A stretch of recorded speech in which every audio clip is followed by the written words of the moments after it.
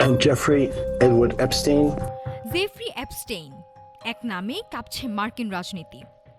যৌন পাচার মামলার সঙ্গে জড়িত লাখ লাখ নথি প্রকাশের পর আবারও তোলপাড় যুক্তরাষ্ট্র। সম্প্রতি মার্কিন বিচার বিভাগ এই মামলা তদন্ত শেষে ঘোষণা দিলেও বিতর্ক থামছে না।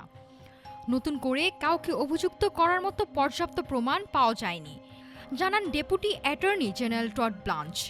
এই পরিস্থিতিতে প্রথমবারের মতো সরাসরি মুখ খুললেন প্রেসিডেন্ট ডোনাল্ড ট্রাম্প। তিনি বলেন, অ্যাপস্টেইন বিতর্ক পেছনে ফেলে দেশকে সামনে এগিয়ে নেয়ার সময় এসেছে। তবে ট্রাম্পের এই আহ্বানে সন্তুষ্ট নয় কংগ্রেস।